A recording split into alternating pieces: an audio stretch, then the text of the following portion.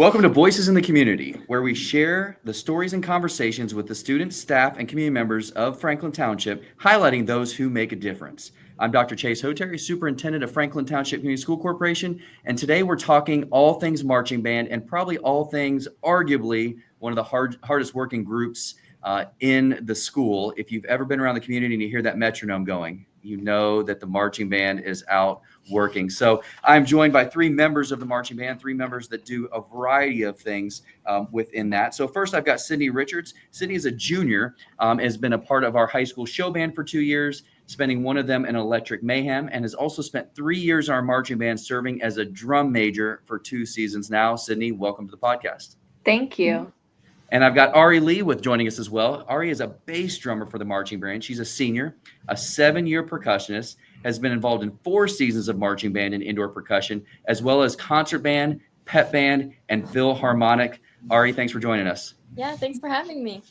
And then last is Danica. Danica is color guard, winter guard. She's a sophomore, color guard for a little over a year, 2 fall seasons, and starting her 2nd winter season in the open guard. Danica, thanks for joining us. Yeah, thank you. Okay, so let's start with Sydney. Okay, Sydney, I was talking to you a little bit before we started recording. You are a drum major in the marching band. Talk to me a little bit about why you decided to be a drum major and what the drum major does for our marching band. So my freshman year, I marched the alto saxophone, and I was so interested into what a drum major was and what they did for the band. So I auditioned in the spring of my freshman year, and it was a blast, and I got drum major. And basically what a drum major does is just make sure rehearsal flows well, communicates with all the student leaders outside of band, and we are the people up on the podium that do conduct the band. That's awesome. And so for the people that are actually out on the field, you are the one kind of making sure that everything is flowing the way it needs to. And then on competition day, when you're actually doing it, what kind of role do you play up there as this whole thing is going on? Because it's a lot of moving parts on a marching band. Mm-hmm. The main thing a drum major does when we're up on the podium conducting the show is we are locked on the drum line. If we are not with the drum line, then the whole band will never be together. So our job as a drum major is to watch the center snare's feet and make sure we're completely in time with that person. Wow, I just learned something, and you gave me an awesome transition. So Ari, all right, so you are bass drum in marching band, and so talk to me a little bit. You've been doing percussion for a while, and as Sydney said, you guys are kind of the key to everything that goes on with the marching band. So talk to me, what got you interested in being a percussionist, and kind of your journey leading up to being in marching band as long as you have. Yeah, like Sydney said, we're kind of like the glue of the marching band. We hold everyone together timing wise. I really got into percussion because I've had a passion for music since I was little. There's a video on my mom's Facebook of me when I was about 4 or 5 years old. I got all of our pots and pans together, and I put them together like a drum set, and I was on them for hours of the night just playing. But one of my main inspirations is my brother. He really got me into the percussion side of music because he was also a percussionist in high school. So he really pushed me to join in high school.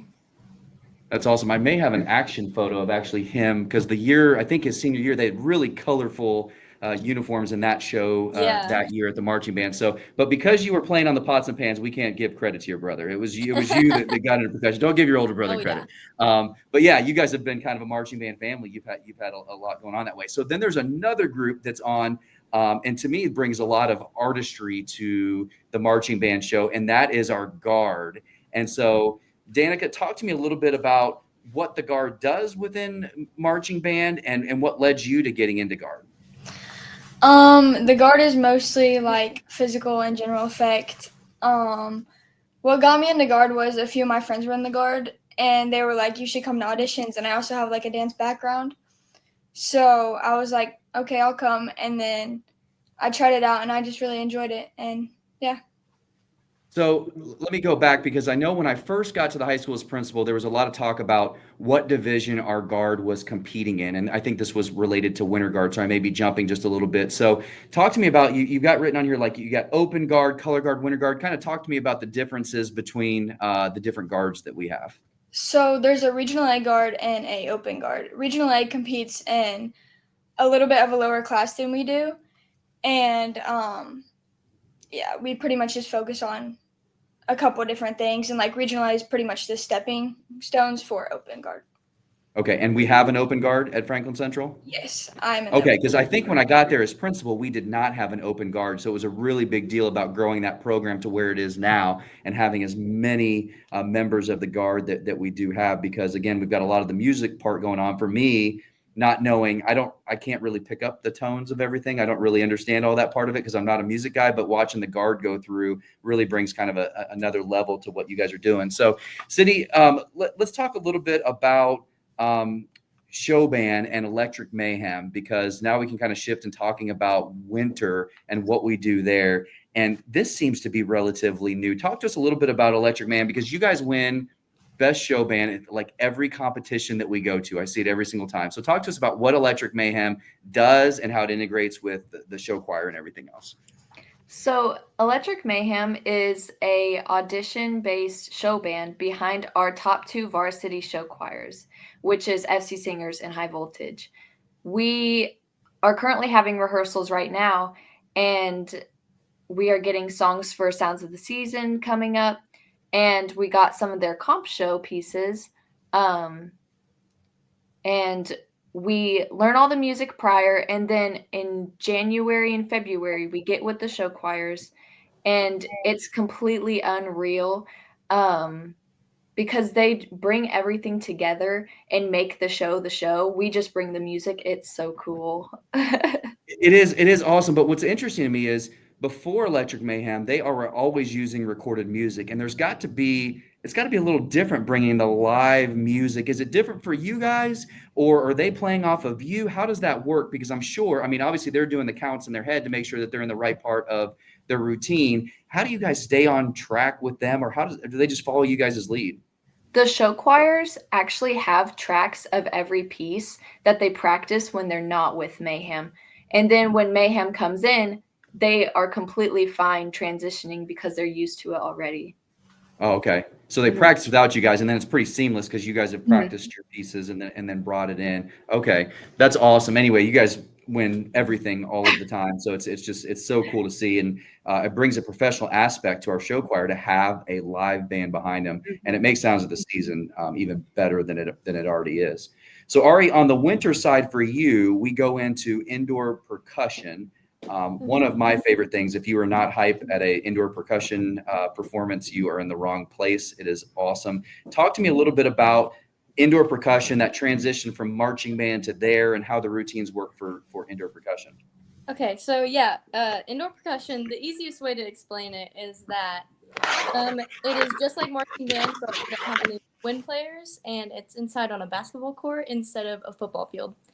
So all of our percussion section gets together, and we add a symbol line and a visual line, and we come up with a show theme, and we make props, and we have uniforms that match that, and it all comes together really nice, and it's really fun to work with everyone in the percussion section to make that. So I always wonder, for both marching band and then indoor percussion, where do the shows come from? I know there's times where we use choreographers and we use some other things like that, but you're talking about some of you guys get some ideas related to this. So how do the shows get developed both for marching band and indoor percussion?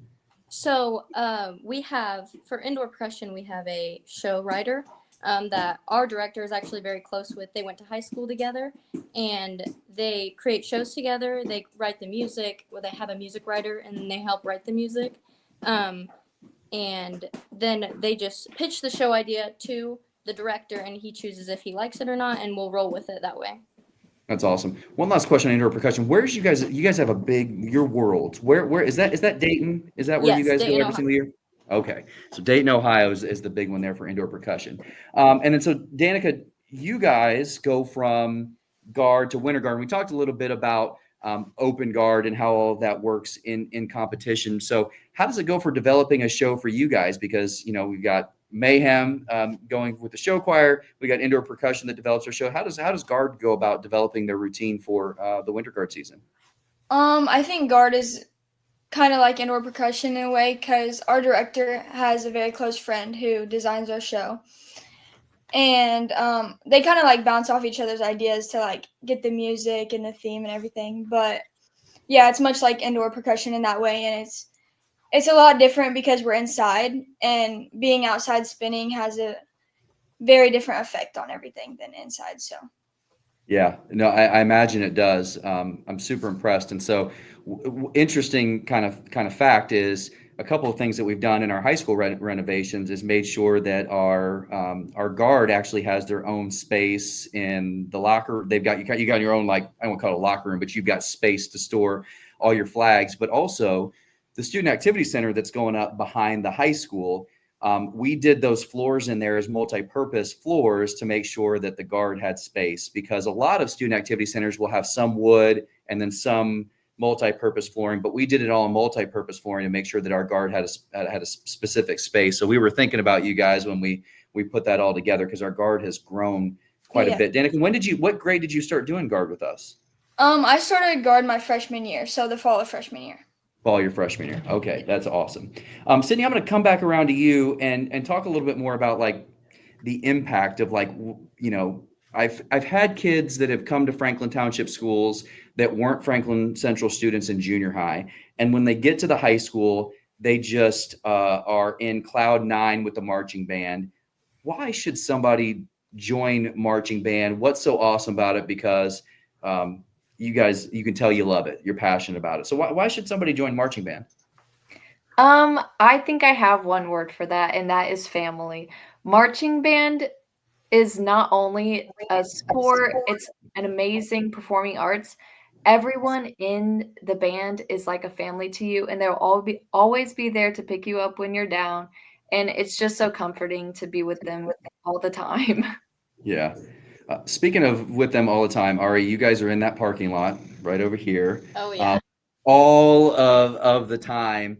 And so talk about, you talked about kind of your brother did the indoor percussion. What do you love about indoor percussion outside of the music part of it? What I love the most is that there is so much that we can do just with our section. A lot of people don't know that there are so many different instruments and there's such a variety of them in percussion. A lot of people only know about the drums or the front ensemble. And I just love that there are different techniques and ways that we can interpret our instruments. And I love putting that into our show and making everyone smile and laugh with all the cool things we can do. Now, I'm going to ask you a very specific question, because I feel like and I might just be not have the best memory, but I feel like when I started at the middle school, and this would have been in the early 2000s, at least the percussionists at the junior high were almost all boys. It was a very heavy, the boys were the percussionists. And I've seen a transition over time to have more female percussionists. Have you noticed that? And Yes. why is it important for our girls to join percussion?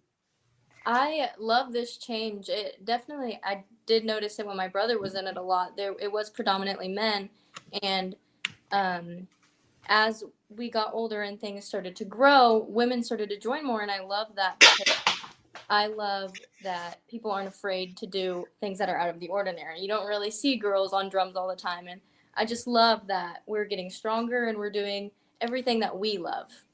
Yeah. So I will tell you, some of my most successful high school students that I remember were female percussionists that then were off in college and just did tremendous things. So I'm a little biased towards our girls that are doing drumline.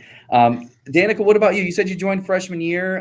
You talked a little bit about why you joined, but why do you love guard? Because you guys are here, and I know the band's there like at night on the football field. But guard, it always seems like you're here like about 9 o'clock in our gyms, and so you got to love it to keep doing it. Why do you enjoy the being in the guard? I love the people. They're some of my best friends now, and like they've really given me a family, like Cindy said. But also, there's no better feeling than when you walk off the tarp, and just the feeling of performing is like one of the best things in the world. So that's what keeps me going. Really random question here. Did you go to daycare with my kids when they were little, like really little? Did you go to Landmark Baptist Church for daycare? I didn't, but I had in elementary I had classes with Kinley. Okay, all right, all right. I thought there was some connection there. I Yeah. recognized from probably some of the old photos that I have on my refrigerator. All right, so we'll wrap up with a little whip around here. But Sydney, you're a junior, and so you're going to your senior year. What do you? First of all, what's your favorite class in school right now? And then what do you think you're going to do after you graduate Franklin Central? My favorite class is probably my study hall because I'm a teacher assistant for Mrs. Laker, and it Oh, is so much fun. She's such a amazing woman, and I love being in her class. And then when I go to college, I really want to be a music educator. oh, okay. Yeah. That's make sure that you student teach with us. We want you back. We don't want you to go very far. I was just with Miss Laker. She was doing the Go Global thing in the FA Media Center and dressed up like a pilot because, of course, what would Miss Laker do besides being dressed up as a character or something that's going to make everything a little more exciting for everybody. So, Ari, you're a senior, so you don't have much time left. What are you going to do next year? I definitely plan to go to IU Bloomington or Ball State for art and music education. Uh-oh, we got two teachers. Again, you too. We don't want our Franklin Central grads. If you look around the district, more on the elementary level than the high school level, we've got a lot of former Franklin Central students that teach for us all around the district. It's really, really cool.